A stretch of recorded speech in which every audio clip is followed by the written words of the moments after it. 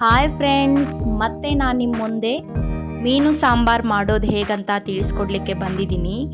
ಮಸಾಲೆಯುಕ್ತ ಹಾಗೆ ಟೇಸ್ಟಿಯಾಗಿರುವಂಥ ಈ ಮೀನು ಸಾರು ಹಳ್ಳಿಗಳಲ್ಲಿ ತುಂಬ ರುಚಿಕರವಾಗಿ ಮಾಡ್ತಾರೆ. ಇಲ್ಲಿ ನಾನು ಹಳ್ಳಿ ಶೈಲಿಯಲ್ಲಿ ಮಾಡಿದ್ದೀನಿ. ಹೇಗೆ ಮಾಡೋದಂತ ನಾನು ನಿಮಗೆ ತಿಳಿಸ್ಕೊಡ್ತೀನಿ.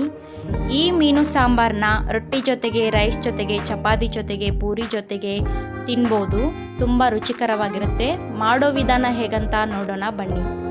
ಮಾಡೋದಕ್ಕಿಂತ ಮುಂಚೆ ನಮ್ಮ ಚಾನಲ್ಗೆ ಯಾರೆಲ್ಲ ಸಬ್ಸ್ಕ್ರೈಬ್ ಆಗಿಲ್ಲೋ ಸಬ್ಸ್ಕ್ರೈಬ್ ಮಾಡಿ, ಲೈಕ್ ಮಾಡಿ, ಶೇರ್ ಮಾಡಿ ಮತ್ತು ಕಮೆಂಟ್ ಮಾಡಿ. ಇಲ್ಲಿ ನಾನು ಅರ್ಧ kg ಫಿಶ್ನ ತೆಗೆದುಕೊಂಡಿದ್ದೀನಿ. ಅದನ್ನು 3 ಬಾರಿ ವಾಶ್ ಮಾಡ್ಕೊಂಡಿದ್ದೀನಿ. ಫಿಶ್ ಟೇಸ್ಟಿಯಾಗಿ ಬರಲಂತ ಹೇಳ್ಬಿಟ್ಟು ನಾನು ಸ್ವಲ್ಪ ಉಪ್ಪನ್ನು ಹಾಕಿ ಈ ಥರ ಎಲ್ಲ ಮಿಕ್ಸ್ ಮಾಡ್ಕೊಳ್ತೀನಿ. ಮಾಡಿಕೊಂಡು 10 ರಿಂದ 15 ನಿಮಿಷ ಇದನ್ನು ಹೀಗೆ ನೆನೆಲಿಕ್ಕೆ ಬಿಡಬೇಕಾಗತ್ತೆ. ನೋಡಿಲಿ, ಈ ಥರ ಚೆನ್ನಾಗಿ ಎಲ್ಲದಕ್ಕೂ ಮಿಕ್ಸ್ ಮಾಡ್ಕೊಂಡ್ಬಿಟ್ಟು ರೆಡಿ ಮಾಡ್ಕೊಂಡು ಇಟ್ಕೊಳ್ಳಿ.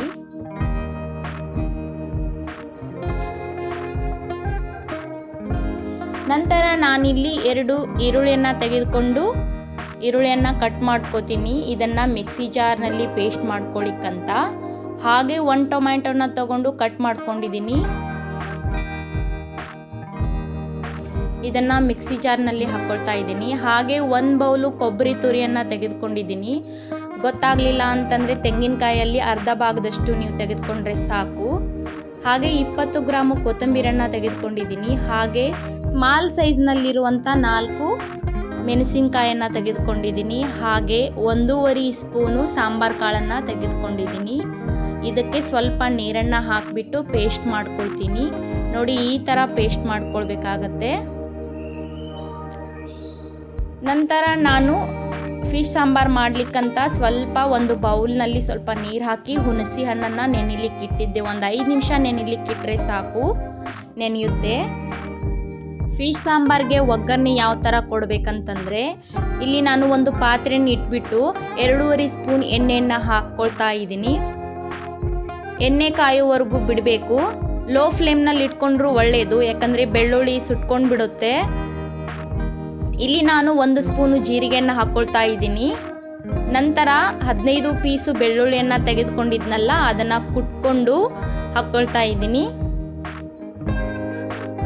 ಚಿಕ್ಕ ಚಿಕ್ಕದಾಗಿ ಕಟ್ ಮಾಡಿಕೊಂಡು ನಡೆಯುತ್ತೆ ಬೆಳ್ಳುಳ್ಳಿಯನ್ನು.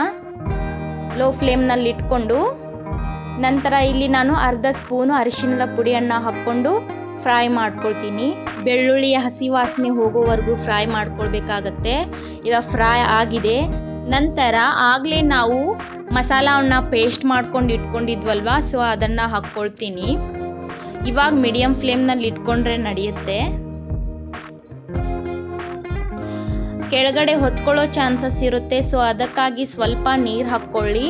ಇಲ್ಲಿ ನಾನು ಲಾಸ್ಟ್ಗೇನು ಮಸಾಲ ಉಳಿದಿತ್ತಲ್ಲ ಮಿಕ್ಸರ್ ಜಾರ್ನಲ್ಲಿ, ಅದರಲ್ಲೇ ಸ್ವಲ್ಪ ನೀರು ಹಾಕ್ಕೊಂಡಿದ್ದೀನಿ.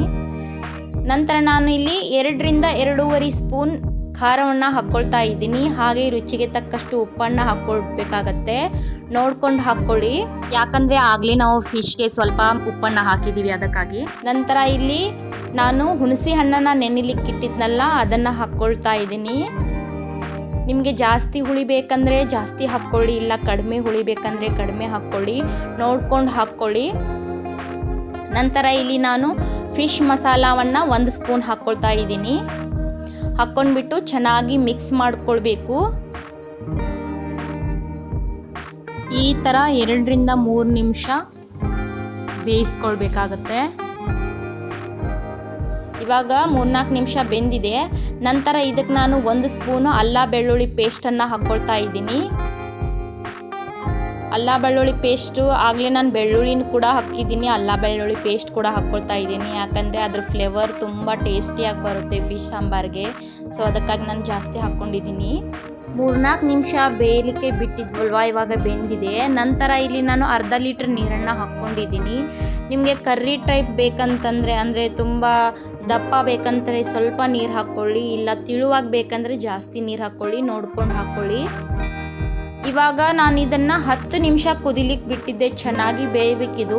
10 ನಿಮಿಷ ಕುದ್ದಿದೆ. ಇವಾಗ ಸ್ಮೆಲ್ ತುಂಬ ಚೆನ್ನಾಗಿ ಬರ್ತಾ ಇದೆ, ಘಮ ಘಮ ಅಂತಿದೆ.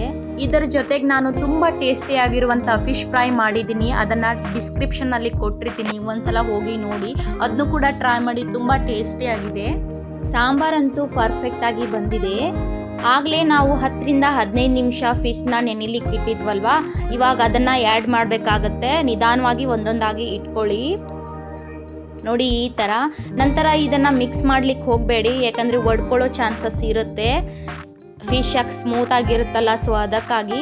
ನಂತರ ಈ ಥರ ಹಾಕಿಬಿಟ್ಟು ಸ್ವಲ್ಪ ಇದನ್ನು ಈ ಥರ ಮಾಡಿ, ನಂತರ ಇದ್ರ ಮೇಲೆ ಒಂದು ಪ್ಲೇಟನ್ನು ಹಾಕಿ ಒಂದು 2ರಿಂದ 3 ನಿಮಿಷ ಕುದಿಲಿಕ್ಕೆ ಬಿಟ್ಟರೆ ಸಾಕು, ಚೆನ್ನಾಗಿ ಕುದಿಯುತ್ತೆ. ಮೀಡಿಯಮ್ ಫ್ಲೇಮ್ನಲ್ಲೇ ಇಟ್ಕೊಳ್ಬೇಕಾಗತ್ತೆ. ಇವಾಗ ನೋಡ್ರಿ 2ರಿಂದ 3 ನಿಮಿಷ ಕುದ್ದಿದೆ ನೋಡಿ. ಇಲ್ಲಿ ತುಂಬ ಚೆನ್ನಾಗಿ ಬೆಂದು ಬಂದಿದೆ, ತುಂಬ ಘಮ ಘಮ ಅಂತ ಸ್ಮೆಲ್ ಬರ್ತಾ ಇದೆ. ತುಂಬ ಸುಲಭ ಈ ಮೀನು ಸಾರು ಮಾಡೋದು. ನೀವು ಕೂಡ ನನ್ನ ರೆಸಿಪಿ ಟ್ರೈ ಮಾಡಿ ಒಂದ್ಸಲ, ಪದೇ ಪದೇ ಮಾಡಿ ತಿಂತಾ ಇರ್ತೀರಾ. ಅದಕ್ಕಿಂತ ಮುಂಚೆ ಸಬ್ಸ್ಕ್ರೈಬ್ ಮಾಡಿ ಪ್ಲೀಸ್. Thank you.